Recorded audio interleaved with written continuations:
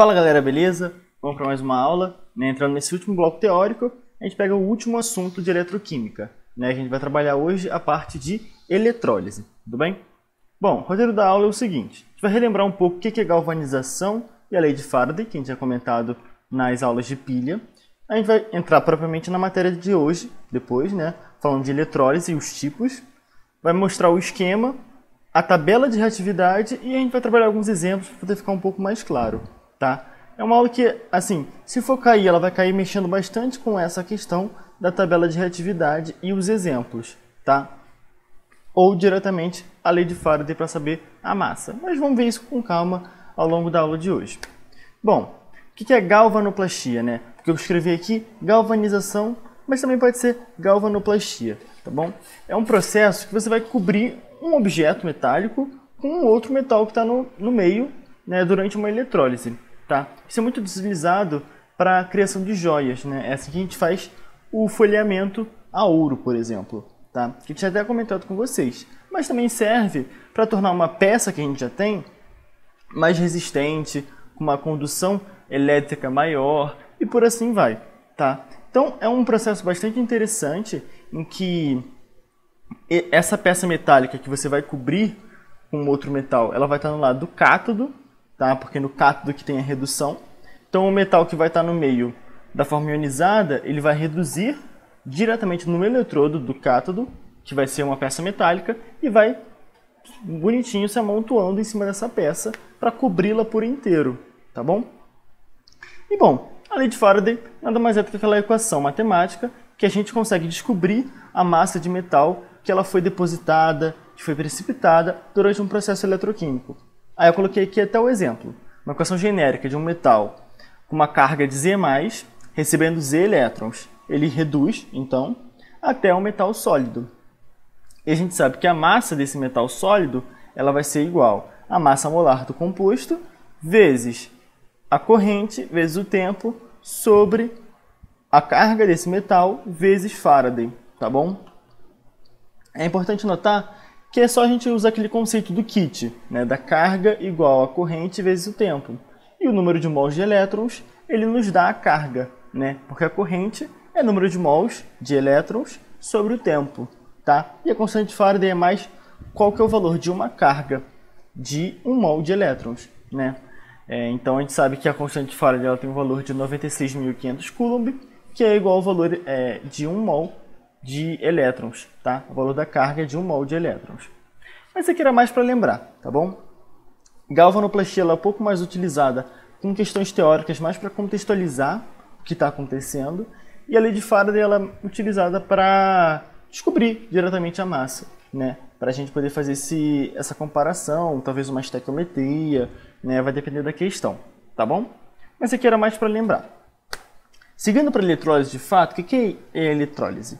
Bom, quando a gente olha o nome, eletro vem de elétrico e o lise vem de quebra, Então a gente pode pensar que é uma quebra pela eletricidade. De fato é.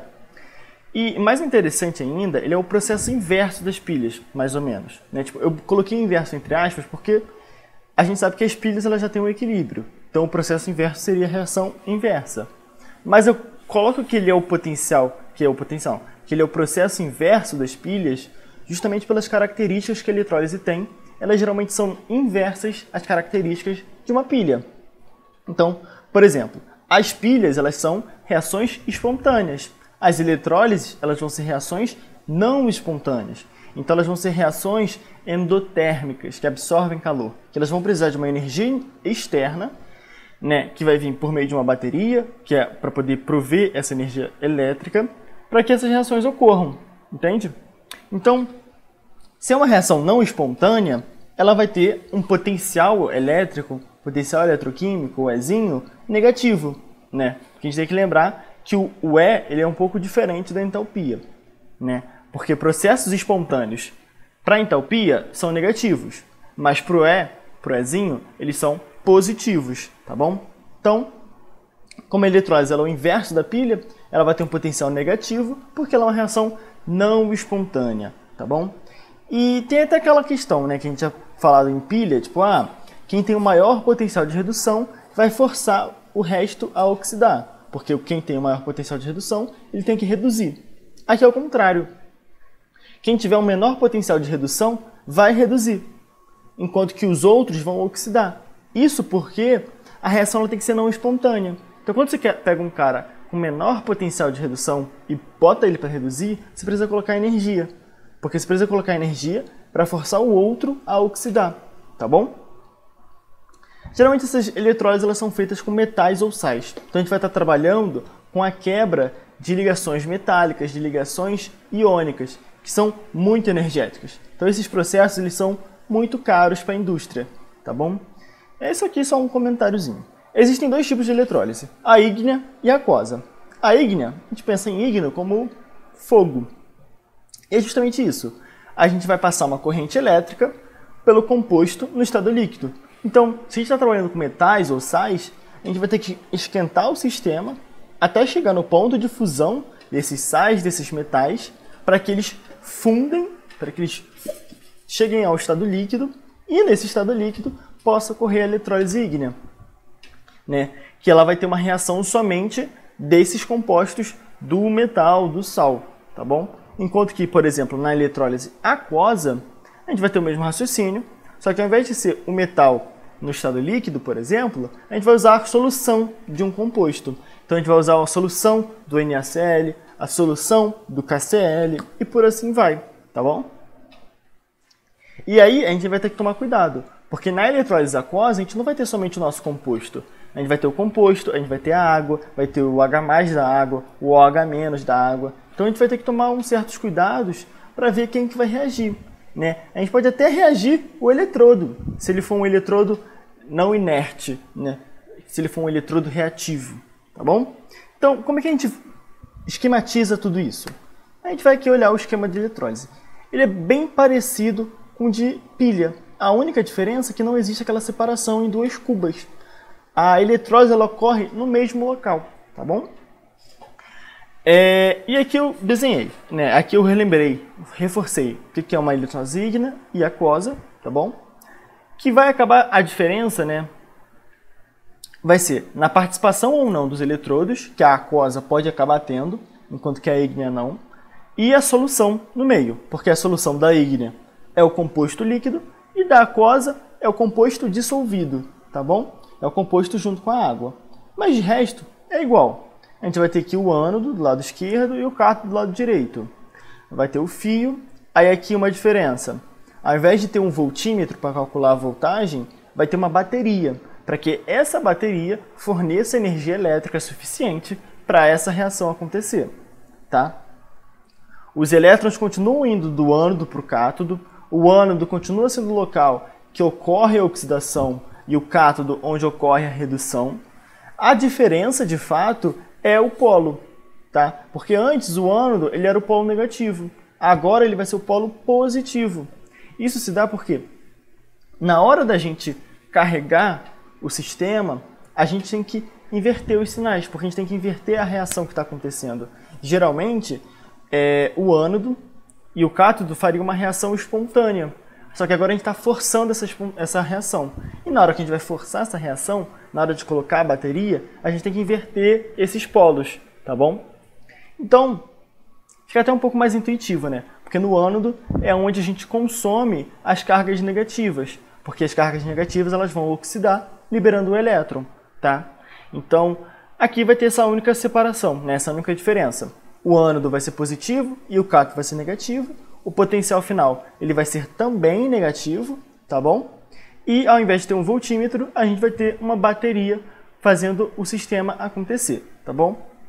Geralmente eles não pedem para a gente avaliar esse sistema de eletrólise, isso fica mais para o lado das pilhas, que é um pouco mais simples, tá bom? Então, seguindo aqui, a gente vai trabalhar com a tabela de reatividade. Por que a gente trabalha com essa tabela de reatividade, né? Porque, como eu tinha dito, na eletrólise aquosa, outros compostos podem reagir. Então a gente tem que saber quem que vai ser, né, o nosso reagente. Porque a gente não pode simplesmente prever olhando assim, estou colocando 10 volts, então é esse cara que vai reagir. Não. Nesse sistema a gente vai ver quais são os caras mais reativos, porque serão eles que irão reagir, tá bom? E por que serve somente para eletrólise aquosa? Porque na eletrólise ígnea a gente não tem outros compostos para reagir. Se eu pegar uma barra de NaCl e colocar lá e deixar no estado líquido, só vai ter Na+ e Cl- no meio. Então eu só posso reduzir o Na+ e eu só posso oxidar o Cl-, tá bom? E aí as questões vão te dar as reações. Vai colocar lá o Na+, mais um elétron, virando Na sólido, e o Cl- liberando um elétron e virando meio de Cl2, tá? Só que para eletrólise aquosa, a gente não pode fazer essa análise simples. A gente tem que olhar quais são os reagentes que tem no meio. Por isso que vai entrar a questão dos exemplos, para poder ficar um pouco mais claro, tá? Bom, são dois tipos de reações que a gente tem. Reação de redução e a reação de oxidação. Então a gente vai separar essas duas reações para ver em cada lado quem que é o mais reativo, tá bom? Bom, a gente tem primeiro as reações anódicas, que ocorrem no ânodo, que é onde ocorre a oxidação, tá bom? E qual que é a nossa tabela? Do menos reativo para o mais reativo, tá? A gente tem primeiro os ânions oxigenados e o fluoreto, então o carbonato, sulfato, nitrato e aqui o fluoreto. Em seguida, a gente vai vir com a água ou a hidroxila, tá? Se for um meio neutro, geralmente a gente vai trabalhar com a água, tá? Porque aí o OH- não vai estar em uma quantidade considerável. Mas se for um meio básico, tipo pH 14, que a quantidade de OH- está torando, aí a gente pode usar o OH-, porque ele tem bastante no meio, tá?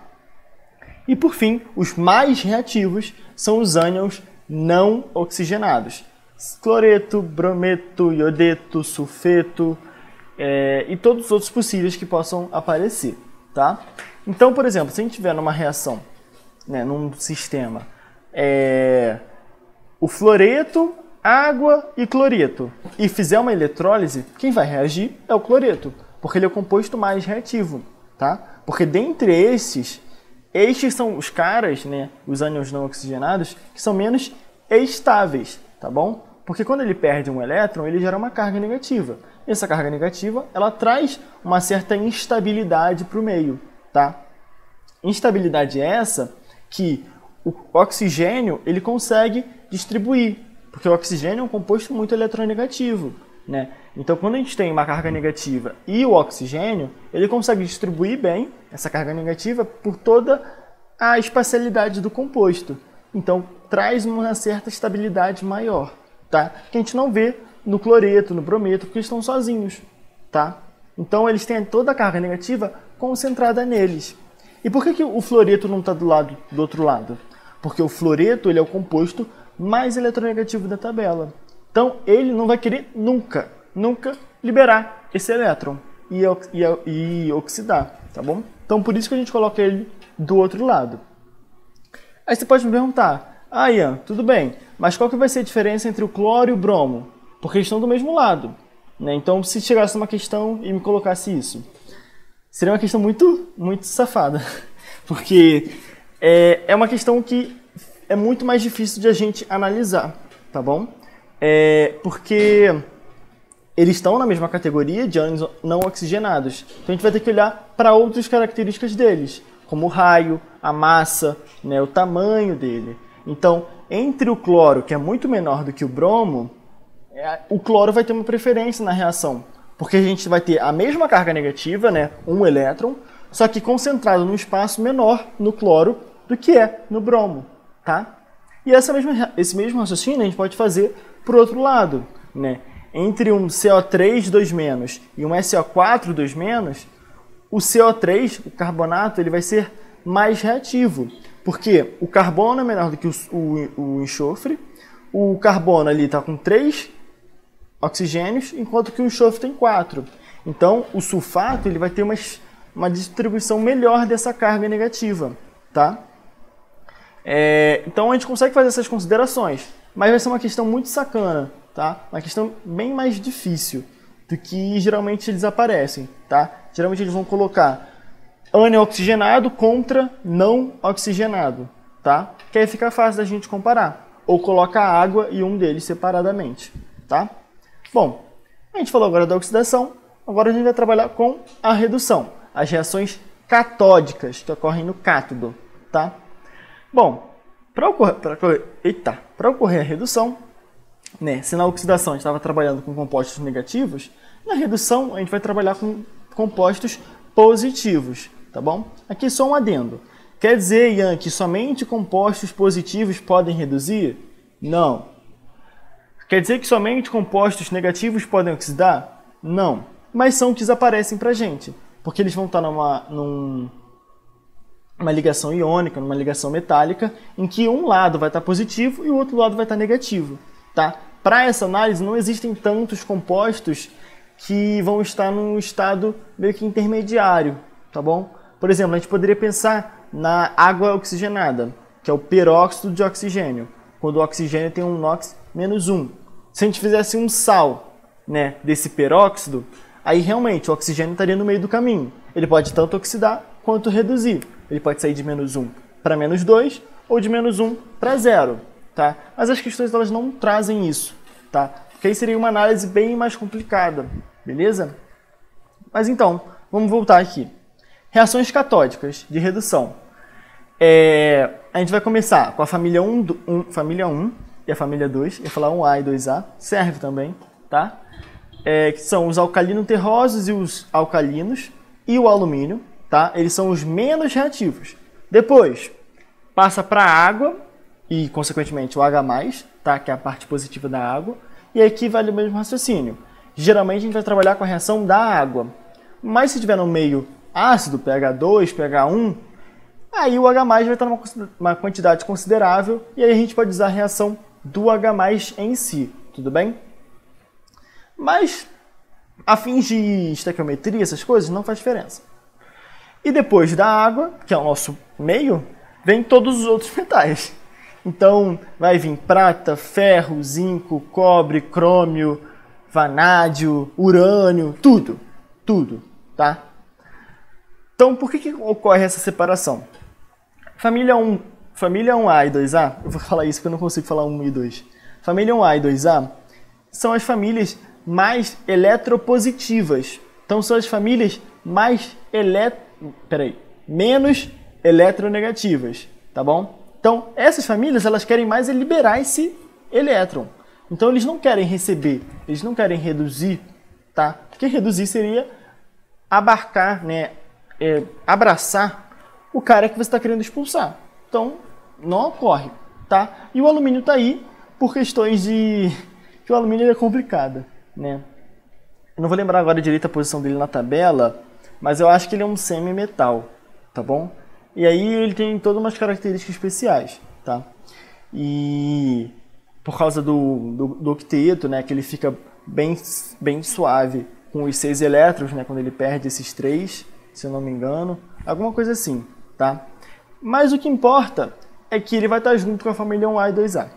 E do outro lado vão estar todas as outras famílias, que são metais que, por mais que eles não queiram tanto esse elétron, eles até que ficam ok. Principalmente os metais nobres, né? Como o ouro, o paládio, quem mais que era? Não lembro. Eu acho que a prata era. Não, acho que a prata não é não. Mas eu lembro do ouro e do paládio, né? Que são metais nobres, que geralmente eles não vão reagir em situações normais, somente quando eles estão no estado positivo. Que aí esse estado positivo ele vai querer esse elétron de volta para poder se estabilizar.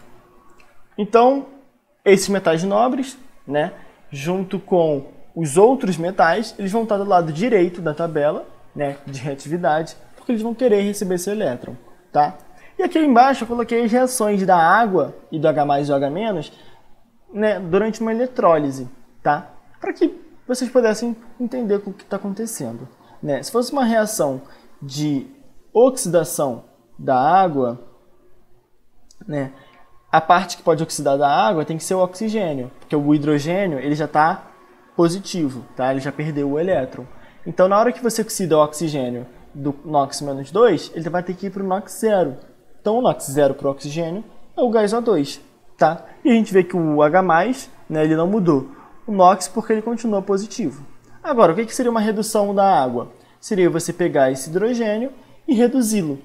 E quando você reduz o hidrogênio para 0, ele vira o gás, né? O gás H2, tá bom? E aí libera, consequentemente, a hidroxila, Porque ela não foi... A gente não mexeu nela, né? Porque quando ocorrem essas eletrólises, geralmente a água ela separa em H+, e OH-, tá? Na parte de redução. Porque na oxidação, como o oxigênio estaria ligado a esse OH, não tem como muito separar, tá bom? E, enfim, aí aqui na redução ele libera OH-. Se a gente for olhar o outro lado, do OH- e H+, vai ser praticamente igual.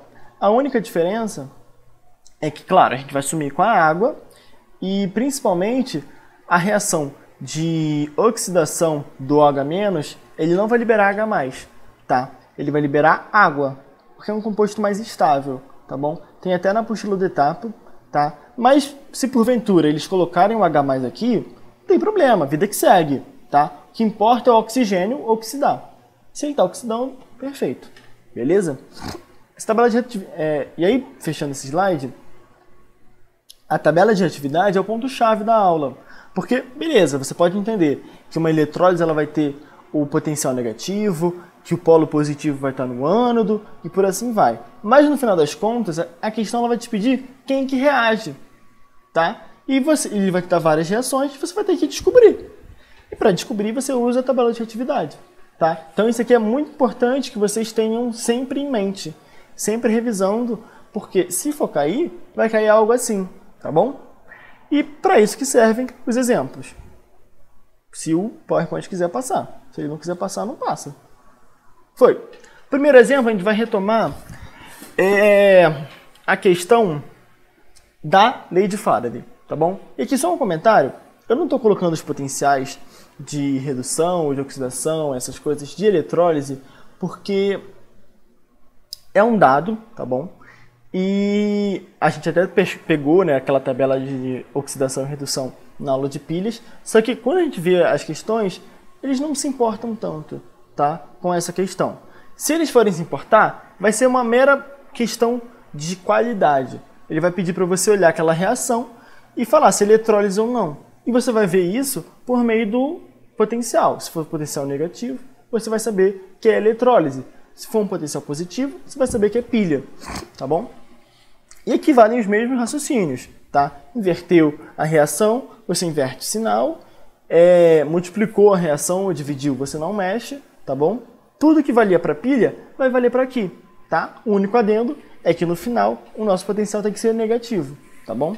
Então quando na pilha a gente fazer de tudo para o potencial ficar positivo, aqui a gente vai fazer de tudo para ele ficar negativo, tá bom? E as semi-reações de oxidação e redução, ele também vai te dar, tá bom? E é o mesmo raciocínio para pilhas, beleza? Então vamos lá, por exemplo. Monte a equação geral da eletrólise ígnea do NaCl e determine qual massa de sódio metálico será formada durante esse processo. Dados: massa molar do sódio, 23, corrente 4, tempo 96.500 segundos, constante de Faraday, 96.500 Coulomb, tá? Faltou um Coulomb por mol aqui, mas não tem problema. Nem sempre eles colocam. Porque já está na teoria dessa constante, tá? Se é uma eletrólise ígnea, a gente só tem Na+, e Cl- no meio, tá?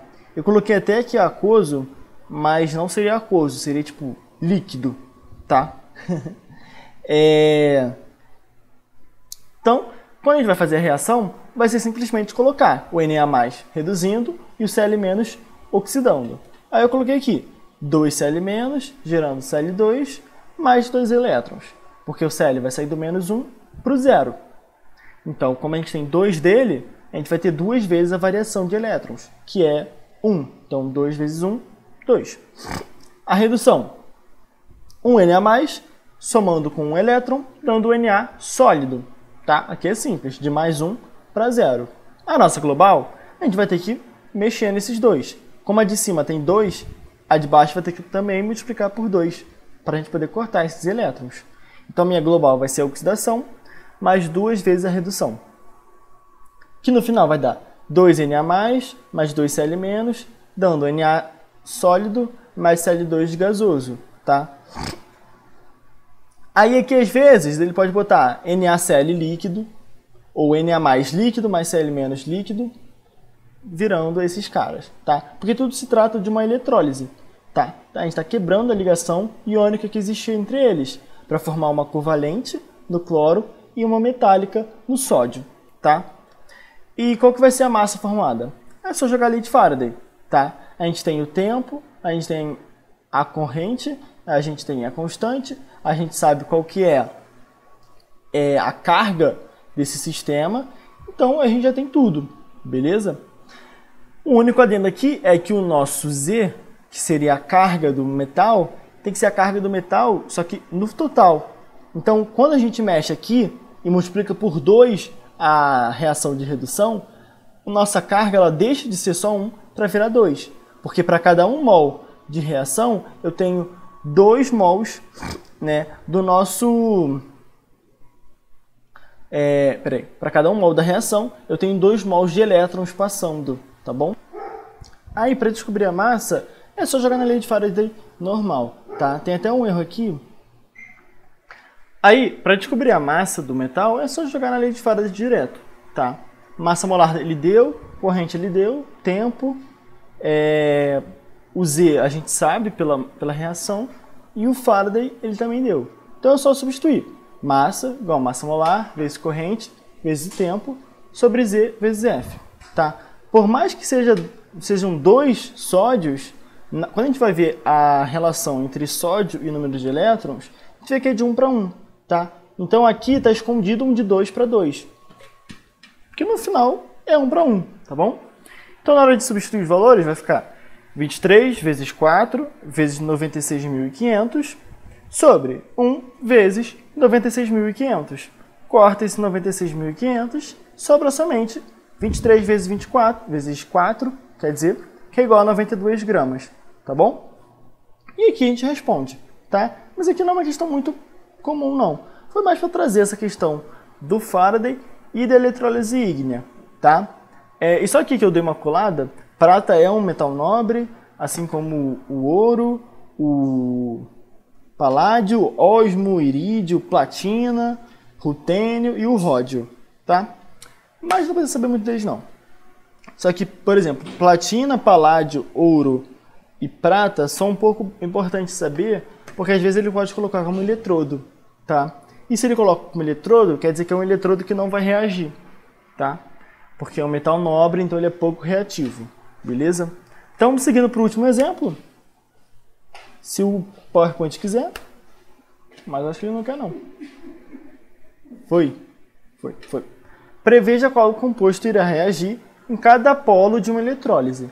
E ele te dá aqui 5 soluções, tá?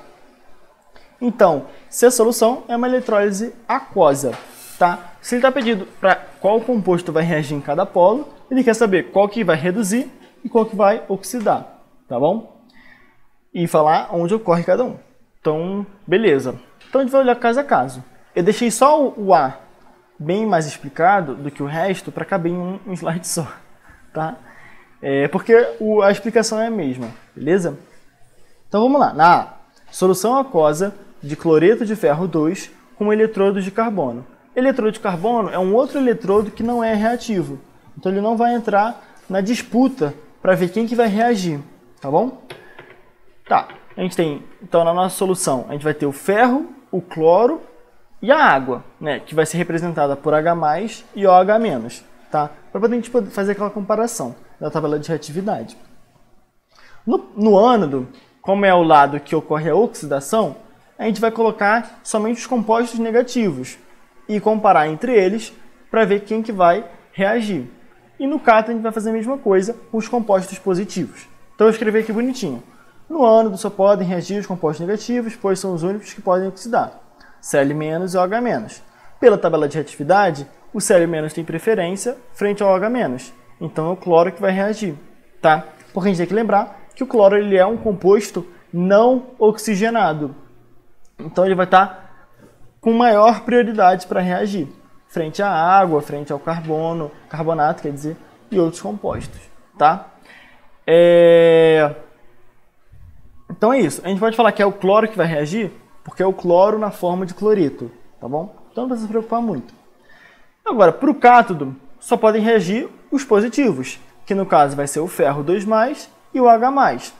Pela tabela de reatividade, o ferro ele tem preferência ao H+. Porque lembra lá, é família 1A, 2A e alumínio, água e todo o resto.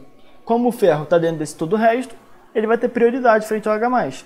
Então é o ferro que vai reagir, tá bom? E aqui o resto a gente vai fazer essas comparações. Na B, a gente tem uma solução de NaCl com um eletrodo de platina. Platina é um metal nobre, então ele não vai reagir. Mas o Na+, e o Cl-, eles podem reagir. Então na nossa situação a gente vai ter Na+, Cl-, H+, e OH-. No ânodo, a gente tem Cl- contra OH-. A gente já viu no anterior que o Cl- ganha, porque ele é não oxigenado. Agora, entre Na+, e H+, quem que ganha? Vai ser o H+, porque o Na+ é um metal da família 1A. Então ele está na esquerda da nossa tabela de reatividade, tá bom? Enquanto que o hidrogênio está na metade, tá? Pode ser que tenham questões que eles peçam essas coisas e peçam também as reações, tá? Então ele vai te dar provavelmente qualquer reação. Se não te der, a gente vai ter que chutar qualquer reação, tá? Aí tem que ser aquele chute bem direcionado. Se a gente sabe que o Na+, por exemplo, está reduzindo, ele vai ter que ir para o Na metálico. Então, do Na+ para o Na0, ele recebe um elétron, tá bom? E aí por isso que eu coloquei também as reações da água, do H+ e o H-, para caso a questão ela seja malvada e não te dê, você saiba algum caminho para fazer, tá bom? Na C, uma solução de nitrato de cobre com eletrodo inerte. Então, é o cobre 2+, o NO3-, que é o nitrato, H+ e OH-. No ânodo, a gente tem a parte negativa, o nitrato e o OH-. Como o nitrato ele vem de um composto oxigenado, ele está à esquerda da nossa tabela. Se ele está à esquerda, a água representada pelo OH-, ela está no meio. Então é ela que vai ganhar. Então nessa situação, o OH- ganha. Então é ele que reage.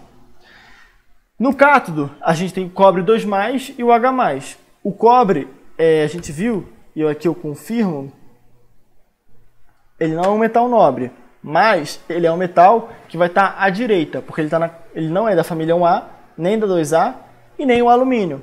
Então, ele vai estar naqueles outros todos metais. Então, ele vai ter prioridade frente ao H+, tá bom? Então, ele ganha. Na solução aquosa, agora, na D, é de fluoreto de cálcio. Então, a gente vai ter Ca+, Ca2+, quer dizer, F-, H+, e OH-. No ânodo, a gente tem as partes negativas. Flúor contra OH-. A gente tem que lembrar, o flúor ele é não oxigenado, mas ele é uma exceção. Assim como muitas outras vezes ele vai ser. Tá? Então o flúor está à esquerda da nossa tabela, junto com os compostos oxigenados. Então, nessa situação, o OH- vai ganhar. Agora, no cátodo, a gente tem cálcio 2+, que eu até escrevi aqui errado, coloquei só mais, junto com o H+. Como o cálcio 2+ é da família 2A, ele vai estar à esquerda da tabela, então o H+ vai ganhar, beleza? Aí, nessa última questão, vamos lá. Ele fala lá, solução aquosa de sulfato de potássio com eletrodo de cobre no ânodo e de carbono no cátodo. Bom, a gente sabe que o carbono ele é um eletrodo que não reage, mas o cobre sim, porque não é um metal nobre. Então, ele pode ter essa questão de liberar os seus elétrons, tá? Porque como é um eletrodo de cobre, ele vai estar no estado metálico. Então, ele vai reagir enquanto metal para oxidar, tá? Eu até escrevi aqui errado que não é 2+, é cobre sólido, como eu coloquei aqui em cima, tá? Então, nessa nossa solução, a gente vai ter o K+, o SO4-, 2-, quer dizer, o H+, o OH-, que será o normal, e o cobre metálico no ânodo, que é justamente onde ocorre a oxidação, tá? Então, no nosso ânodo, a gente vai ter sulfato, hidroxila e o cobre, tá? Que não é 2+, é cobre, ponto. Então, aqui, a gente vai entrar naquela questão. Ian, somente compostos negativos oxidam? Não. Compostos neutros também podem oxidar, tá? E eu não coloquei, de fato, os metais, por exemplo, neutros, naquela nossa tabela de reatividade do ânodo. E não foi por maldade, foi porque geralmente não aparecem. Mas se aparecerem, vamos pensar aqui comigo. Entre um metal e um ametal, quem tem a maior vontade de liberar esse elétron? Vai ser sempre o metal. Porque o metal ele é menos eletronegativo que os ametais. Então, nesse ânodo, a gente tem sulfato e hidroxila. Em situações normais, a hidroxila ganharia, porque o sulfato é um composto oxigenado. Só que são dois ametais contra um metal. Então, esse metal ele vai ganhar. E o cobre que está no eletrodo, ele vai oxidar. Ele vai ser consumido conforme o tempo passa. Tá bom? Então é isso que às vezes pode acontecer. O eletrodo ele pode impedir que uma parte da sua solução reaja. Porque ele vai reagir no seu lugar. Tá? Quase como se fosse um metal de sacrifício. Entende? E, eita, passou. E no nosso cátodo vai ser normal. Tá? A gente só vai ter o potássio e o H+. Como o potássio é da família 1A, ele vai estar à esquerda na nossa tabela. Então, entre o potássio e o H+, vai ganhar. Tá bom? Por exemplo, se o cobre, ao invés de estar sólido como ele está, se ele tivesse ionizado já, se ele já estivesse na forma de cátion, ele estaria concorrendo também no nosso cátodo. Só que no caso ele vai estar no eletrodo. Se ele está no eletrodo, ele vai estar na sua situação neutra, tá bom? Então ele vai estar como cobre sólido, né? O que está aqui é um erro. Então, cobre sólido ele só pode oxidar, ele não vai poder reduzir, beleza? Com isso eu acabo a aula, tá? Nossa penúltima aula teórica. Próxima aula a gente vai ver um pouco de constante de produto de solubilidade, que é o equilíbrio de solubilidade, tá? Vai fechar esse bloco teórico, o último bloco, aula de exercícios e revisão, tá? Esse último bloco vai ser um pouco mais tranquilo de teoria. São teorias que caem menos e que quando caem mais simples, tá? Como a gente viu hoje. Se for cair, vai ser mais ou menos no estilo que está no slide agora, de ver a tabela de reatividade, no máximo colocar qualquer reação e coisas assim, tá? Vai ter talvez um pouquinho de cálculo do potencial, mas é só lembrar, o potencial tem que acabar sendo negativo, tá bom? E no mais é isso, vai estar com a lista para vocês, com gabarito, qualquer coisa vocês podem me chamar, ou qualquer outro membro da química, tá bom? Colhem nos plantões que vamos, beleza, gente? Beijão e bons estudos!